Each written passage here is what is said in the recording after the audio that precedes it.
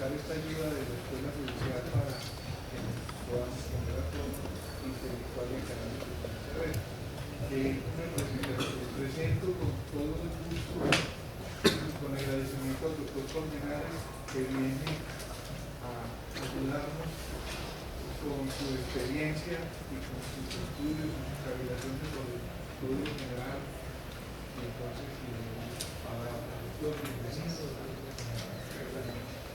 A todos, muchas gracias. En nombre del Instituto Colombiano de Derecho Procesal, tengo varios temas. Y creo que iniciamos con el primero, como para encontrar la razón de ser de muchas normas. El Código de Procedimiento Civil sigue siendo importante, pero es un modelo. Y el Código General del Proceso obedece a otro modelo. El primero, propio del Estado liberal, y el segundo, propio del Estado social de derecho. Hay algo que voy a afirmar acá y de pronto viene a paradigma. Pero todos estos códigos de América Latina incurrieron en un error fatal. Más de 100 años en un error. Es decir, fue mal interpretado Oscar von Bülow la teoría de los presupuestos procesales. Voy a colocarme por encima. En el Estado liberal, donde se le rinde culto a la forma, cuando había falta de jurisdicción, se decretaba la nulidad de todo lo actuado a partir de la presentación de la demanda. Posteriormente, pues, hubo correcciones. En el Instituto Colombiano de Derecho Procesal se lindó lo que es el aspecto formal del proceso, constituido por dos teorías: la teoría de los presupuestos procesales y la teoría de los presupuestos materiales de la sentencia de fondo, y la bilateralidad de la audiencia, que constituyen el aspecto formal. En la Escuela de Brasil, cuando vino el código de ellos, fue corregido, pero el mismo Alemania, con Oscar von Bülow, en 1898 ya se había corregido. Los presupuestos procesales no son ni para la existencia ni para la validez del proceso, no tienen nada que ver con eso. Los presupuestos procesales son para asegurar la sentencia de fondo. Yo más adelante les puedo estar regalando a ustedes algo del aporte de la escuela de Marinoni, que por ahí solo es escuela. Pero todos estos códigos casi pues se nutren de teorías. La primera en Colombia en afirmar que estaban mal interpretados y mal entendidos fue la tratadista Beatriz Quintero. Luego vino otro artículo también magistrado de Medellín, interesantísimo el artículo, sobre que tenían que fusionarse. ¿Listo? Luego el Instituto Colombiano, en los congresos que hace, estudió el tema, y yo fui el encargado de hacer el estudio y de la ponencia, que se llama la fusión de los presupuestos procesales y materiales de la sentencia de fondo. Le vamos a encontrar por qué fueron recogidas unas normas del código y trasladadas a otra parte.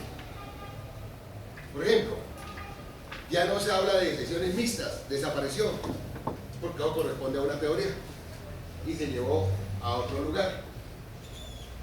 Y el juez desde un comienzo debe asegurar la sentencia de fondo. Entonces los invito a lo siguiente: artículo 42, deberes del juez.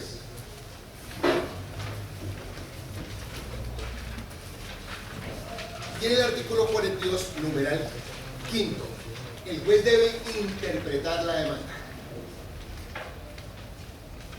Es decir, el director del proceso es el juez, y desde un comienzo estamos hablando de tutela efectiva, no más culto a la forma.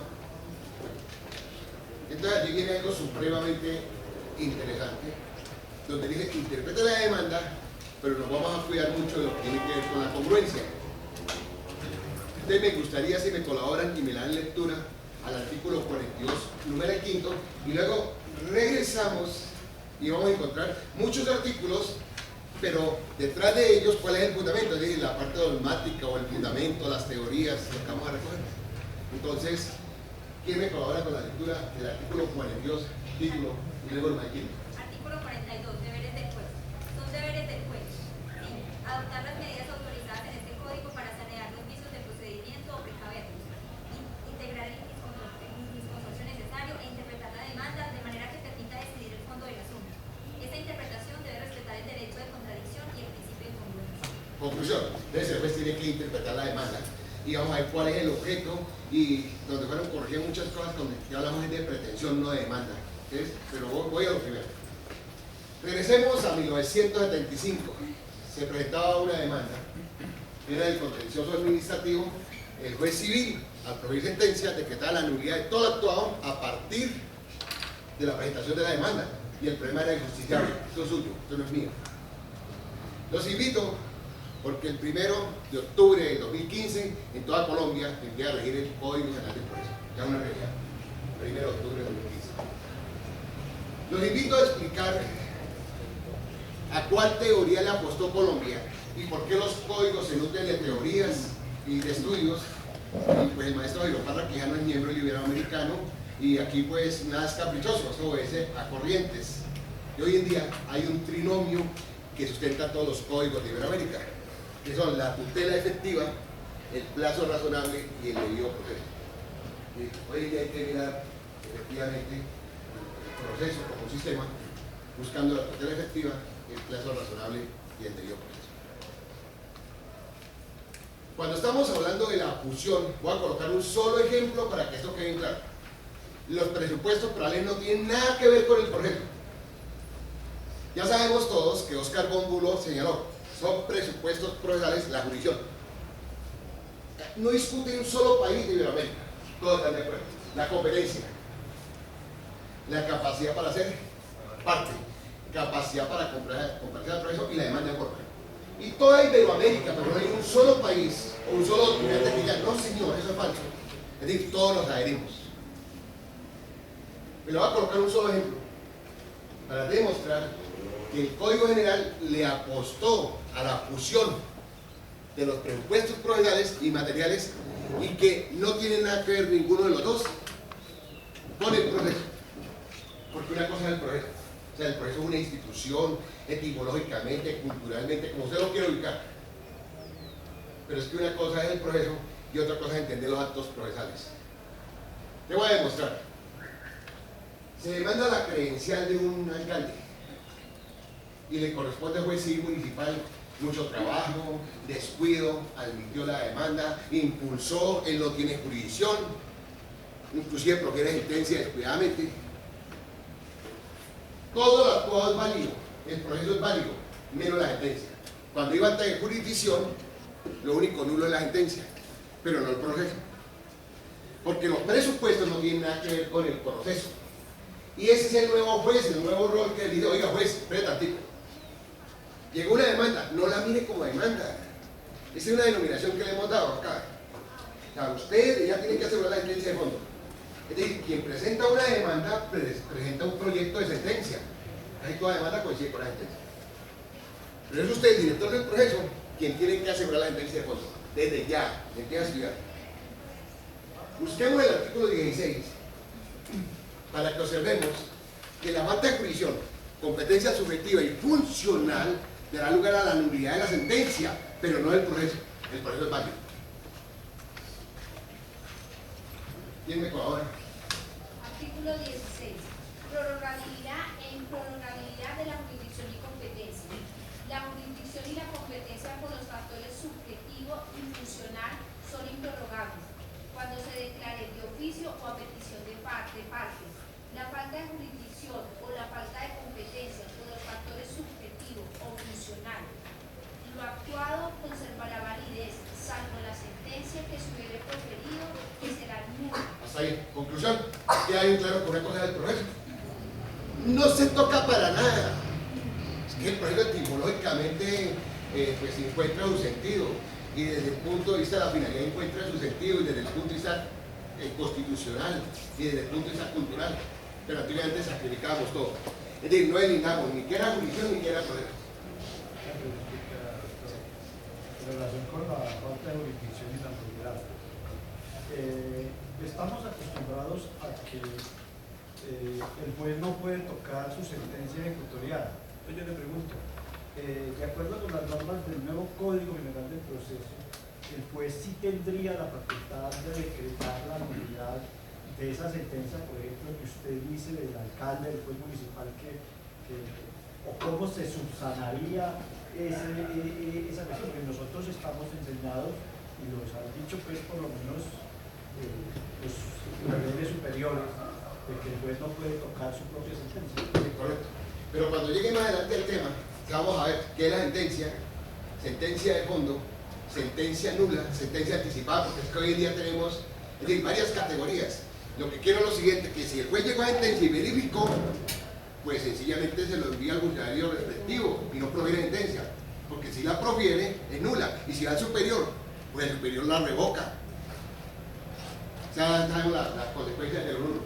Lo que quiero por ahora es... Pero hagamos de cuenta que es de única instancia. Sí. Entonces, ¿cuál es la solución? Usted es el juez de la República y ya sabe usted qué es, ¿sí entiende? No, yo ya fallé el negocio, Correcto. por lo que usted dijo, Correcto. descuidado, todo, Por fallé el eso. negocio, está en firme. Está firme.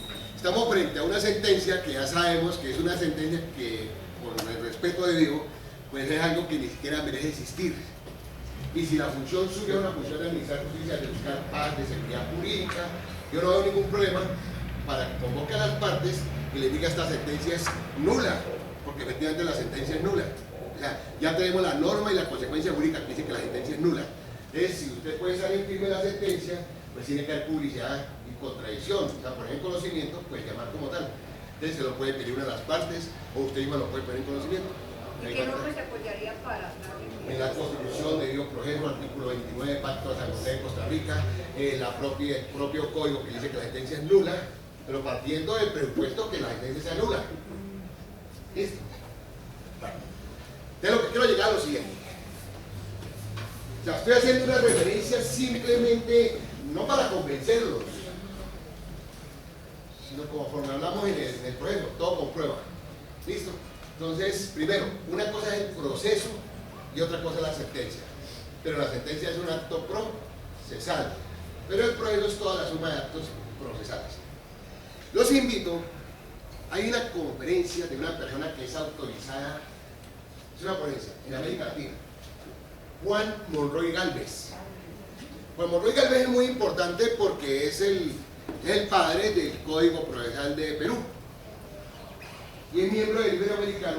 Pues actualmente en el Iberoamericano se está estudiando una nueva teoría y se llama la teoría de las cuestiones procesales. Pueden buscarlo ya por internet. En el último congreso del Instituto 35º, ahí está, y ustedes ahí lo encuentran, y se llama teoría de las cuestiones procesales. El próximo viernes, de hoy en 8, estará acá el maestro Jairo Parraquero. Eso hará que lo logren ustedes para que venga el paso de justicia. Viene invitado por el capítulo. Va a estar acá el viernes. Que vale la pena. Esta teoría de las cuestiones procesales tiene una definición que es hasta elemental del nuevo concepto del proceso. ¿Qué es el proceso? Abro comillas para él. Es la suma de una cuestión principal, o sea, la pretensión. ¿Cómo se llama ahora según él? Cuestión procesal. Más las cuestiones procesales accesorias, la contestación de la demanda. Y esa es toda la definición del proceso para él. Es decir, así como hay la teoría de Carneluti, pues Piero Calamandrei, y la teoría del litigio, la que conocemos, se está hablando ahora de la teoría de las cuestiones previas. Pues les quiero comentar lo siguiente y que nos sirve ahí una vez como para humanizar más el código. El Instituto Colombiano de Derecho Procesal pues empezó hace varios años con el estudio y a proponer de que era necesario ya un nuevo código como tal.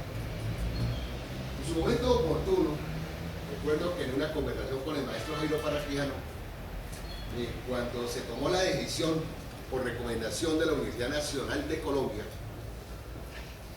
que era necesario que el código mantuviera la misma arquitectura, es decir, la misma denominación. Te lo invito. El Código de Procedimientos sí tiene 5 libros y el Código General del Proceso tiene 5 libros.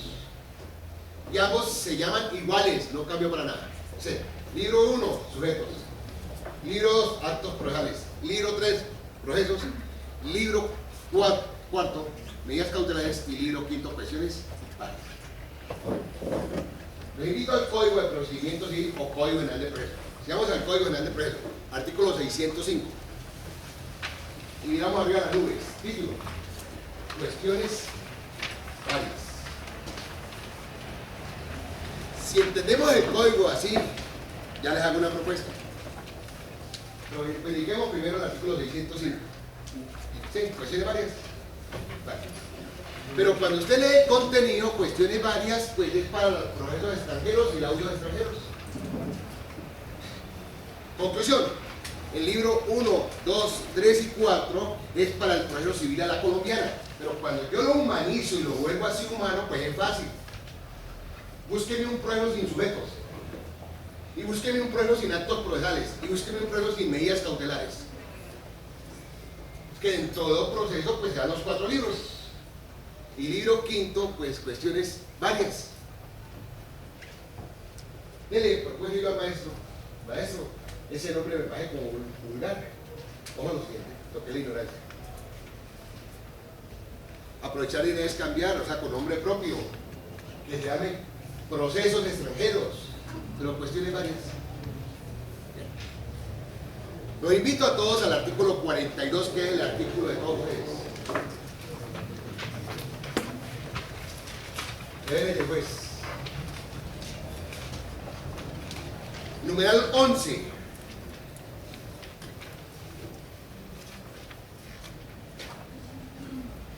¿Quién me colabora y lo leemos en público? Numeral 11. Verificar con el secretario. Perdón, doctor, que me dé el título de la norma para encontrarle. 42. Deberes y poderes del juez. Sí, ahora sí, 11. 11. Verificar con el secretario las cuestiones relativas al proceso y abstenerse de solicitarle por auto informes sobre hechos que consten en el expediente. Cuestiones relativas al proceso no puede la demanda, no puede la contestación, no puede un incidente, no puede un trámite especial, no puede una nulidad. Lo invito. ¿Qué entonces? Lo invito a pensar sobre esa norma.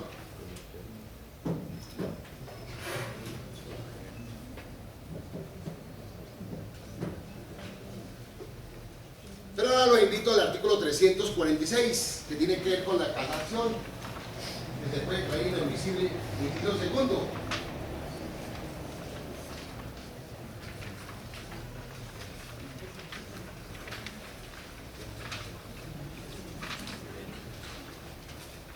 ¿Quién me colabora? 346. Sí. Inadmisión de la artículo 346, inadmisión de la demanda. Inciso segundo. Número 2. Sí, número 2. Cuando la demanda se plantea en cuestiones de hecho o derecho que no fueron invocadas en las instancias. ¿Cuestiones de hecho o de derecho? Pregunta, vocablo cuestiones. Cuando están los deberes del juez. Entonces, ¿cuáles son las cuestiones de proceso que puede verificar con el secretario? ¿Es todo o no es todo? Esa es la nueva teoría de Monroy de Perú. Los invito a que la vean en el Instituto Colombiano. Sencillísima. Y nos complicamos, acostamos todo, le damos unas discusiones que nos inventamos para unas teorías extranjeras que no sirven para nada. Cuando hay que estamos hablando de derechos humanos y hay que bajar esto, nos inventamos una cantidad de categorías. Yo los invito a todos ustedes a que me busquen el vocablo derecho de acción en el Código Penal de Proceso.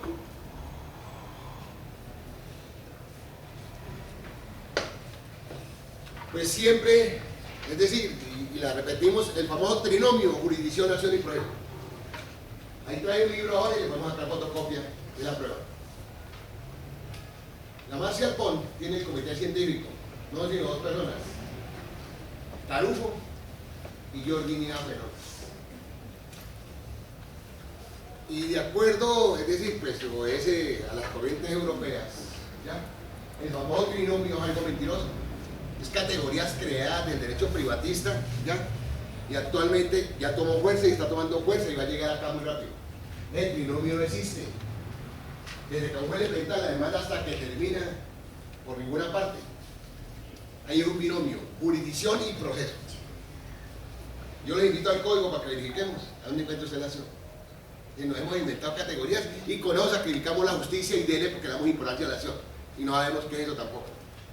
Pero ahora pues damos lectura a lo que dice Jordi respecto al binomio nomás, pero en su momento oportuno. Lo que quiero llegar a lo siguiente. En Colombia se le rindió culto a la forma y en toda América Latina se entendió que los presupuestos procesales eran para la existencia y validez del proceso, y así lo dice toda la doctrina. Cuando uno lee casi toda la doctrina, dice, los presupuestos procesales son para la existencia y para la validez. Listo. Esa corriente hoy día no la sostiene nadie. Al contrario, dice, los presupuestos procesales no son ni para la existencia ni para la validez, son para la existencia de otro. Entonces, como para ir sincronizando un poco, me gustaría que me colaboraran con el Pacto de San José de Costa Rica 8.1, si alguien tiene tabla o internet rápido. Y lo leemos muy rápidamente porque es que eso está vigente acá con nosotros, pero es únicamente para que me sirva para ver cómo se aterrizó en el Código General del Precio. 8.1, las garantías. Les dice más o menos que toda persona tiene derecho a ser oída con las debidas garantías en un plazo razonable ante un juez o tribunal competente, independiente, imparcial, establecido con anterioridad por la ley en materias penal, civil, agrario, minera, en todas. 8.1.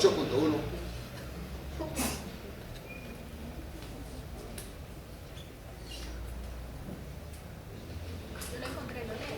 Sí, me colora, Toda doctora. persona tiene derecho a ser oída con las debidas garantías y dentro de un plazo razonable por un juez o tribunal competente, independiente e imparcial, establecido con anterioridad por la ley en la sustanciación de cualquier acusación penal formulada contra ella o para la determinación de sus derechos y obligaciones de orden civil, laboral, fiscal o de cualquier otro carácter. Conclusión. Esa norma es la que transcribe en todas las sentencias de la Corte Interamericana y la repiten todos los tribunales de América Latina para poder definir qué es el debido proceso. El profesor Tarujo tiene una obra importantísima, Proceso y Decisión Judicial.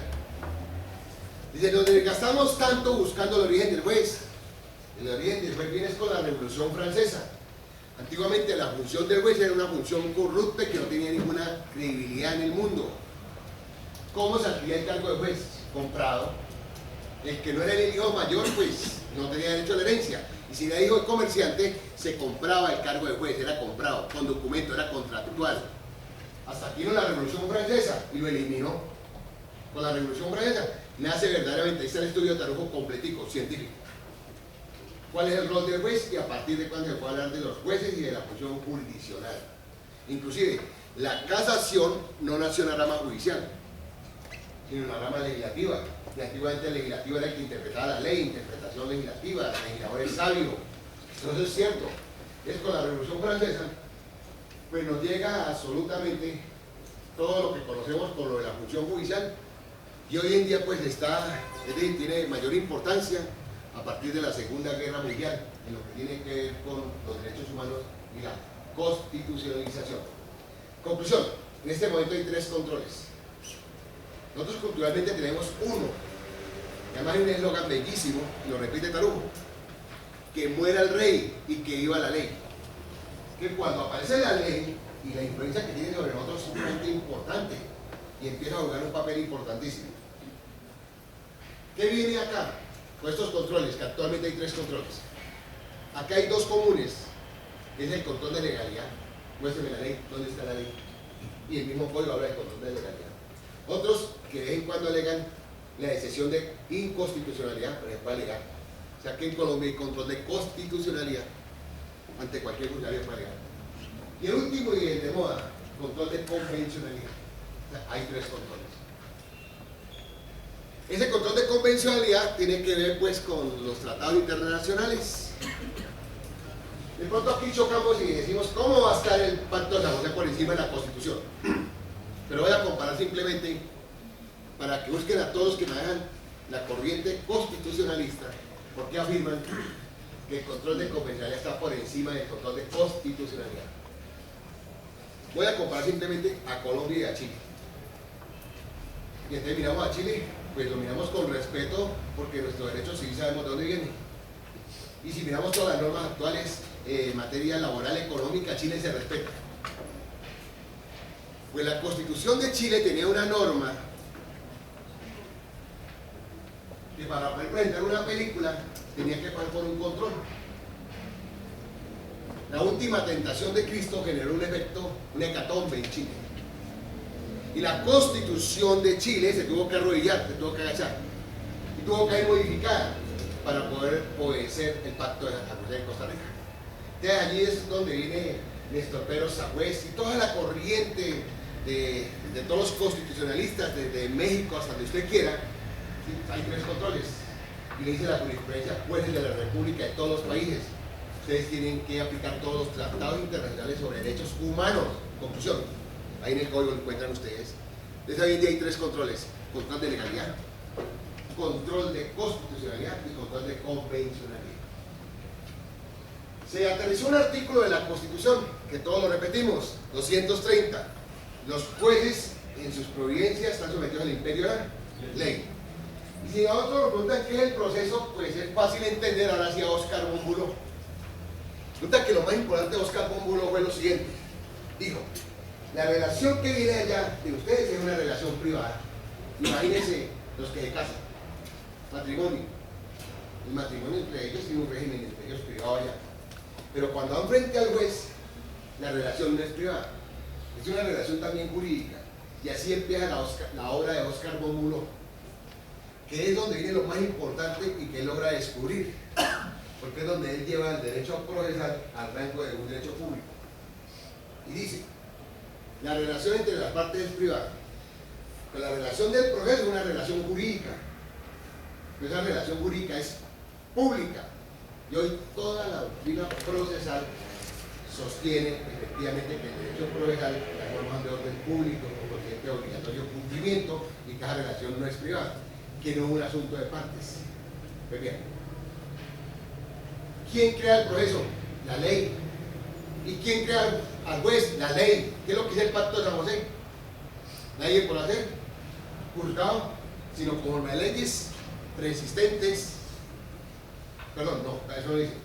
Toda persona tiene derecho a ser oída con las debidas garantías. Pues es el último libro de Oscar de Jordi Nieva, que dice: ¿qué es la jurisdicción? Una garantía. ¿Y qué es el proceso? Una garantía. ¿Y qué es el juez? Una garantía. Pero cuando hablamos de derechos constitucionales, cuando hablamos de derechos humanos, el juez para mí tiene que ser una garantía, siempre y cuando lo cree la ley, y que él sea independiente, que sea imparcial. Es una garantía. Y el proceso también es una garantía. Es una garantía constitucional. Entonces, ¿quién crea el proceso? La ley. Yo les invito a que cierren el Código General de Proceso. Nosotros tenemos la cultura occidental, todos códigos. Cerrémonos y miremos la carátula. Ley 1564. Bueno, nos preguntarán la ley y no la sabemos. Y entonces el proceso se inicia con la demanda. Y la ley la que dice qué requisitos tiene la demanda. Y la ley la que me dice cuáles son los requisitos de la sentencia. Y todo lo que está acá lo regula la ley. Te lo invito al artículo 7. Los 2 primeros renglones y el último renglón.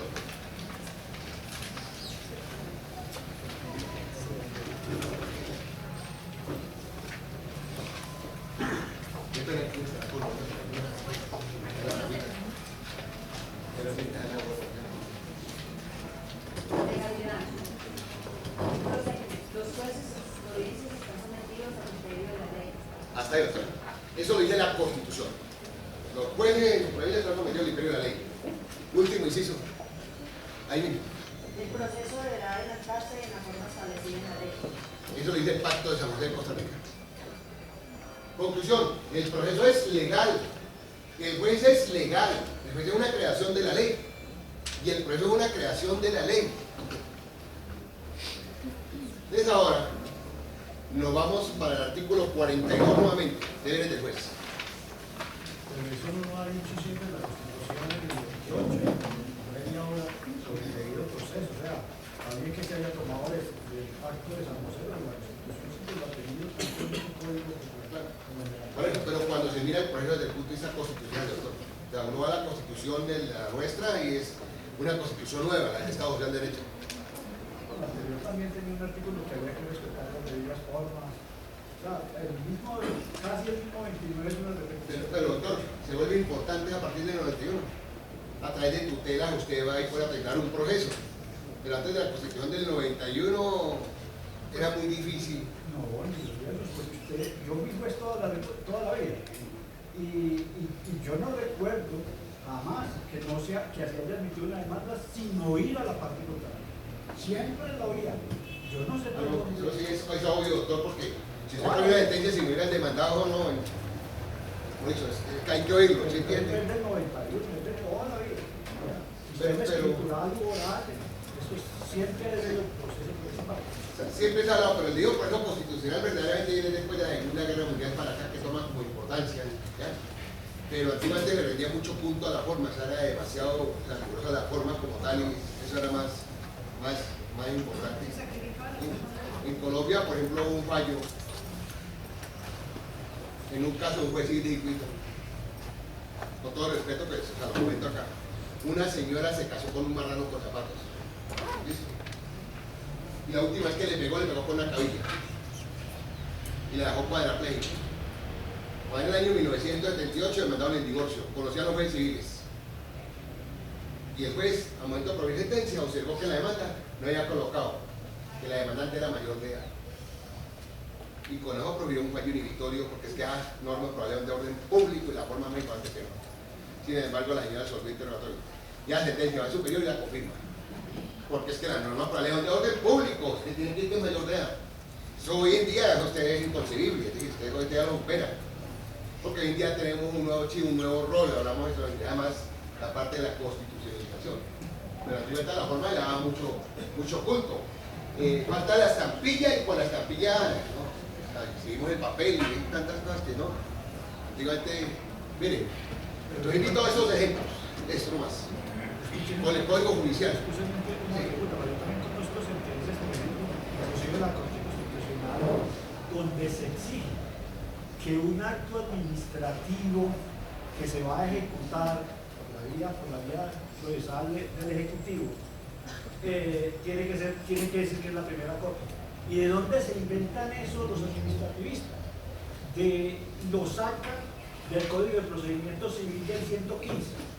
Entonces, estamos todavía en que hay muchos jueces que son formalistas, inclusive la Corte Constitucional, cuando en una tutela dice que ese requisito es viable. No nos hemos escapado de todo esto. Pero yo ahorita ya desapareció la primera copia, ya se entiende la cosa ya que es primera copia y eso. Ya no, yo miro ahorita en el código y no lo encuentro. Pero lo que quiero llegar es lo siguiente. Control de legalidad, pero solamente con una finalidad. Es decir, ¿qué se busca frente al juez? No solamente sensibilidad, sino que tome importancia lo que es el proceso frente a él y lo que es el proceso frente a la sociedad y frente al Estado. Le voy nuevamente. Artículo 7. Control de legalidad. Entonces, dice que los jueces están sometidos al imperio de la ley y que el proceso debe adelantarse en la forma señalada en la ley. Vamos al artículo 42. Deberes del juez. Numeral 12. Realizar el control de legalidad de la actuación procesal una vez acordada cada etapa del proceso. Artículo 132.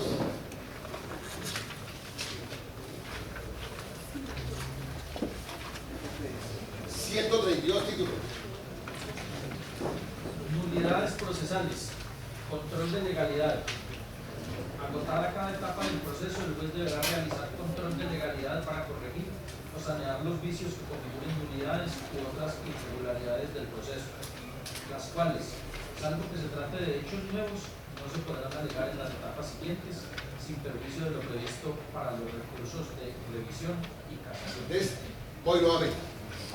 Todo proceso como regla general se inicia con una demanda y termina con una sentencia. Pero el juez tiene que asegurar de que la sentencia no vaya a ser nula. Es decir, el que asegura la sentencia de fondo es el juez, el director del proceso. Los invito al artículo 372. Numeral 8.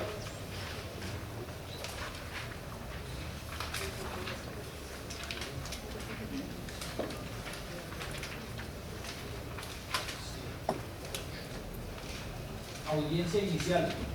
Artículo 371. Control de legalidad.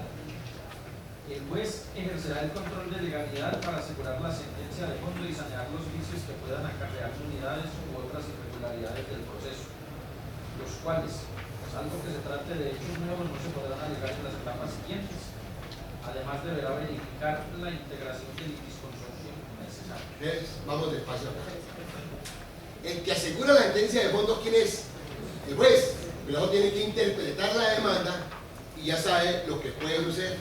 Voy a colocar un solo ejemplo y me voy a ir bien atrás. 1972. El demandado tiene un apoderado que tiene un mediano conocimiento y sabe que hay un litis consorcio necesario. Se calla. Creo que lo puede alegar como sesión previa. Tiene una estrategia. Le sale la sentencia en contra y ahí sí le abre los ojos al de segunda instancia. Dice, señor juez, aquí hay un litis consorcio necesario. No se integró en primera instancia y la norma dice que podrá hasta primera instancia, luego usted tiene que revocar y proferir un fallo inhibitorio. Y así se lograba. ¿Dónde acaba el justiciable? ¿Dónde acaba el proceso? Y entonces se archiva de ella, tome, ese problema es suyo. En este momento eso se acabó. ¿Por qué? Porque estamos en un estado social de derecho, donde estamos hablando de tutela efectiva. Entonces los invito a lo siguiente. Tema, sentencia nula. Y lo voy a explicar como regla general porque habrá casos especiales. Sentencia nula. La sentencia es nula en los siguientes casos. Primero, por falta de jurisdicción, ya lo sabemos. Y con todo respeto, pero lo vamos a ver más adelante, la jurisdicción hoy en día no es causal de nulidad. Seguro que no. Lo vamos a ver, pero lo vamos a trabajar con un método pedagógico, por el aprendizaje por casos, por lo práctico a lo teórico. Vamos a ver ahora. Lo que quiero con ustedes es, pues, no es con leer el código, sino cuál es la razón para que esos artículos existan y cuáles fueron los fundamentos que tuvo el Instituto Colombiano cuando presentó el proyecto. Entonces, conclusión. En Colombia se fusionaron los presupuestos provisionales y materiales, es decir, ya no están por separados. Antiguamente eran dos escuelas, Hernando David por un lado y Hernando Morales por otra, y no podían conciliarse. Eso fue superado, eso hoy en día se fusionó, están así, fueron fusionados. Y un momentico. Y ese juez, como director del proceso, porque es la ley la que lo regula y que tiene que hacer la sentencia de fondo. No vamos a volver a sacrificar la justicia. Entonces, voy a la segunda causa de la sentencia nula. Por falta de competencia subjetiva.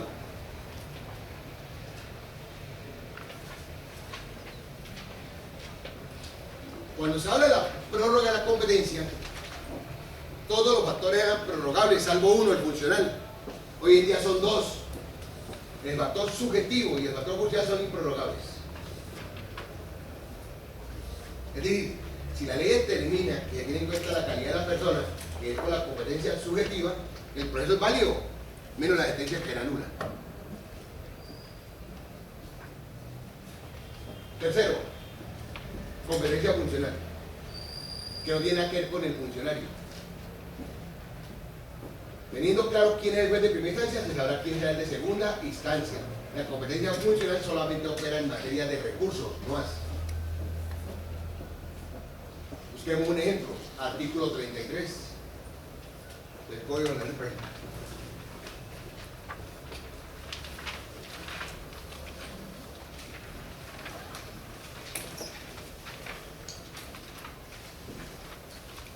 Competencia funcional de los jueces civiles del circuito. Artículo 33. Los jueces civiles del circuito conocerán en segunda instancia: 1. De los procesos atribuidos en primera instancia a los jueces municipales, incluso los asuntos de familia. Hasta ahí, doctor. O sea, únicamente es como nomenclaturas para que nos rinda el tiempo, pero con norma expresa.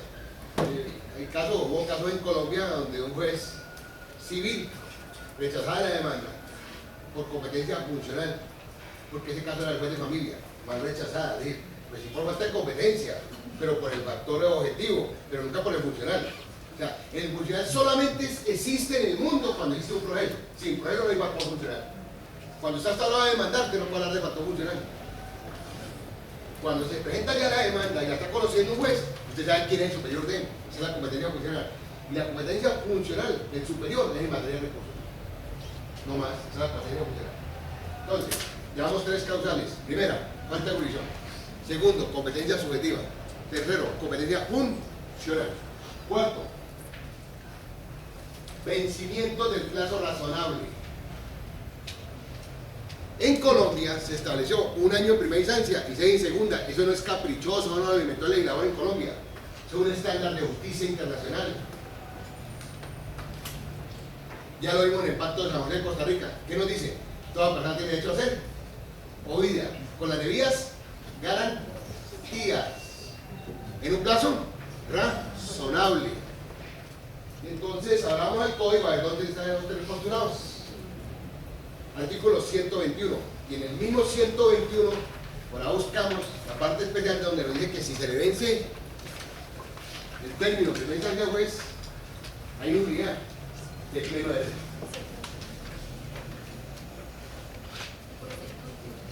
Sí, pero la parte de sí.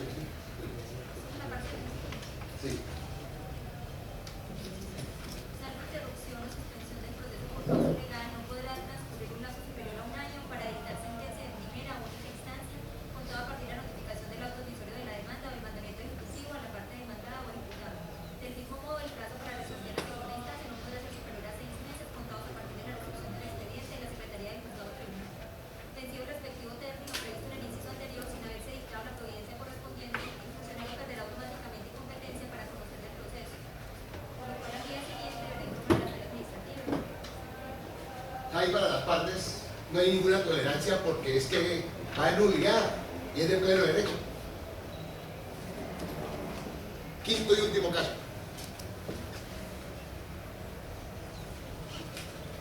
Pero regresemos primero donde está la razón de ser.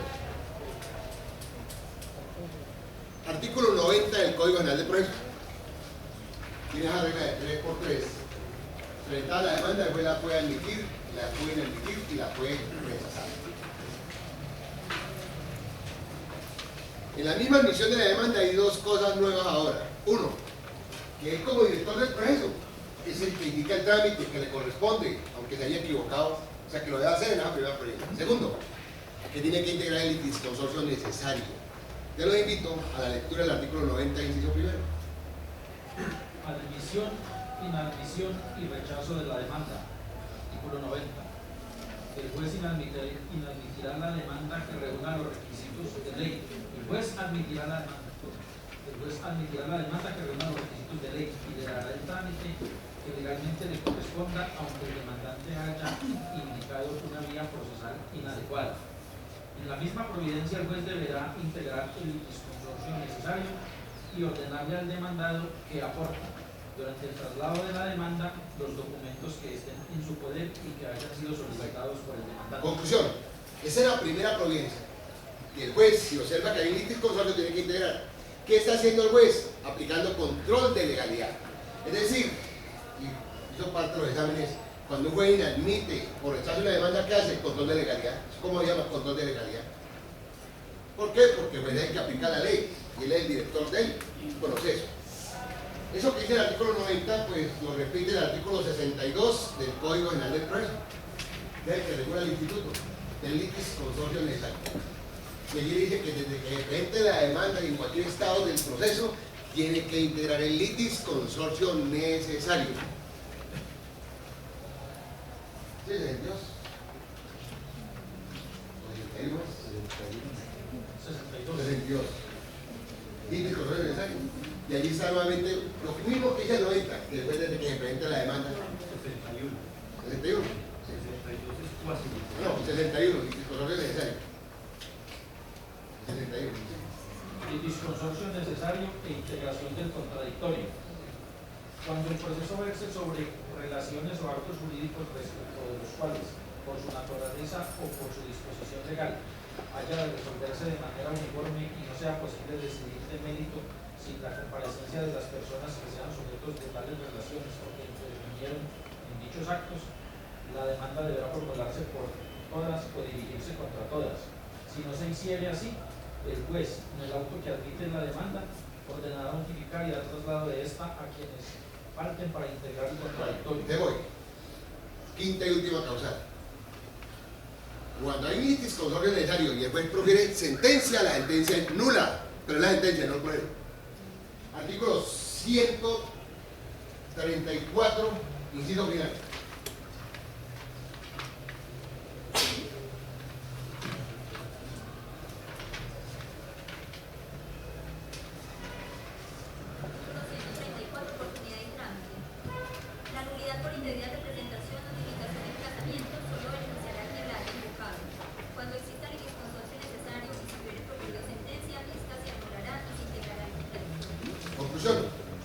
Esas son las 5 causales para que la sentencia sea nula. Pero es nula la sentencia, más no el proceso. Falta de jurisdicción, competencia subjetiva, competencia funcional, vencimiento del plazo razonable y la no integración del litis consorcio necesario. Lo que vengo aquí con ustedes, pues, y lo hablo con toda la humildad, lo digo así. Soy facilitador de la Escuela Judicial Colombiana y soy facilitador de la Escuela Iberoamericana. O sea, estoy fuera de Colombia y cuando uno está por fuera es cuando quiere entender qué tiene. Si hay un país maravilloso, legislación procesal y todo es Colombia. Porque Colombia ha tenido escuelas, tú Hernando Davis, nos derrochamos también. Tenemos y tenemos, pero volvemos retórica. Venezuela nunca ha tenido escuela procesal y es la número 1 del mundo, de izquierda Iberoamérica, en materia laboral. Así en oralidad. En Colombia, con todo respeto, es decir, uno nunca puede que hay un sistema puro. El proceso escrito tenía oralidad, por ejemplo, en la práctica de pruebas, pero si ustedes van al Código Judicial, hay normas expresas. Al testigo se le lee la pregunta y luego de que responda se le lee la respuesta y luego que termine el acta se le hace la lectura del acta. Y cuando vino el Código de Procedimiento Civil con rezagos de esa parte judicial conjunto a la escrituralidad, al 109, se permite ya en este momento que dice grabadoras, porque nadie puede hablar en el momento de internet en 1970, ni siquiera por imaginación. Pueden utilizar estos medios, pero después tenemos que pasarlo por escrito y hay un tiempo para pasarlo por escrito. Ahora, al contrario, con el Código General de Proceso, dicen, no, señor, queda prohibido cualquier transcripción. No hay cosa más cansona que el audio. Ahí me pidieron un concepto en un programa de Bogotá, laboral, y me entregaron 22 CDs. En el segundo yo estaba perdido, que no había quién hablaba. Vayan ustedes, yo no lo podía creer en Venezuela, porque hice parte de la Comisión Internacional de Deudor para Venezuela, porque la hizo Alemania, porque ellos superaron en Alemania, en materia laboral, en materia civil son creadores, y en penal son dinosaurios. ¿Cómo así que en una hora sacan casación? Y eso es falso, una casación en una hora. Cuando me invitan a la sala plena, no tiene absolutamente nadie en América Latina. Unas sillas como 20 estrellas, con vibradores, con todo, en cine, imagínense en cine. Puro audio, se siente hasta la respiración, ve usted absolutamente a todo, ve a las partes. Entonces se inventaron la teoría que es Eduardo Cabrera, que es de los grandes del mundo. En derecho probatorio, con una revista que tiene 40 años, la famosa inmediación directa o indirecta.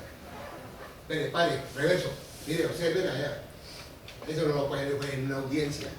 Entonces, cuando a ellos le llegan en casación, tienen absolutamente todo el video completico. Pues les da una posibilidad maravillosa. Es un teatro maravilloso, donde siente todo, o sea, que ven todo el juicio. Entonces, cuando ellos van a decidir, pues ya cogen la primera instancia, pero es como ver una película. Por eso, en la Unidad Autónoma de México, hoy en día la teoría del proceso no se da con el profesor, porque hoy en día el profesor no enseña y es aprender, es con puras películas, van a ver películas y después empiezan a hacer casos, porque ese es el mejor aprendizaje. Pero hoy no pasa en Venezuela. Y aquí estamos en audio, y en Venezuela están en video. Y en 8 meses recuperaron toda la inversión del presupuesto, porque gastaban más en resmas de papel que en CDs. Un CD no cuesta sino como 1.000 pesos, y una resma 13.000. Y en un sí caen como 10 resmas, me imagino. O sea que la inversión que hicieron en cámaras y todo y en las salas espectaculares, extraordinaria. O sea que una cosa es la oralidad y otra cosa es la tecnología. Entonces, si uno va al 102 del Código General del Proceso y encuentra todas las normas, inclusive ya le prohíbe, señor, si hizo uso de la tecnología, ya prohíbe las transcripciones. Pero los invito al 109, que era el Código de Procedimiento Civil. Utilice la tecnología, pero pásela por escrito. Es decir, el proceso dictado, eso no es oralidad. Porque ¿quién tiene aquí un código de procedimiento civil y lo comprobamos? ¿Cierto? Leemos el 109, otra parte pertinente que dice que se podrán utilizar. Artículo 109. Actas de audiencias y de diligencias. Las actas de audiencias y diligencias deberán ser autorizadas por el juez y firmadas por quienes intervinieron en ellas el mismo día de su práctica. Cuando se emplee el sistema de grabación magnetofónica o electrónica, dentro de los 2 días siguientes a la fecha de la audiencia deberá elaborarse un proyecto de acta firmado por quien lo hizo, que dará a disposición de las partes por igual término para que presenten observaciones escritas, las cuales tendrá en cuenta el juez antes de firmarlo a más tardar el día siguiente. Hasta ahí, doctor, primero. Conclusión. Utilice la tecnología, pero por favor, que este programa es escrito. Ahora vamos todos al artículo 3 del Código General del Proceso.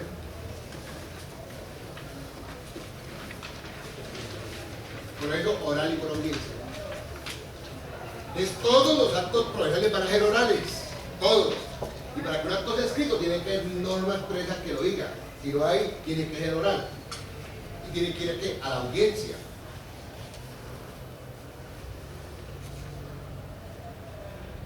Leemos por favor el artículo 3, que me colabora, del Código General del Proceso. Proceso oral y por audiencias. Artículo 3. Las actuaciones se cumplirán en forma oral, pública y en audiencias, salvo las que expresamente se autorizan realizar por escrito o las encargadas por escrito. Les quiero llegar a esta referencia. Ya vimos la sentencia nula, que en 5 casos la sentencia es nula, pero no el proceso.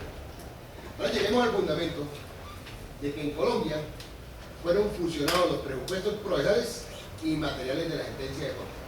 Les voy a mencionar los materiales. El autor de esa teoría es Hernando Davis Echandía. Por eso es importantísima Colombia en el mundo. Él es el autor de la teoría de los presupuestos materiales de la sentencia de Colombia. ¿Cuáles son? La legitimación de la causa, la cosa juzgada, la transacción, la caducidad,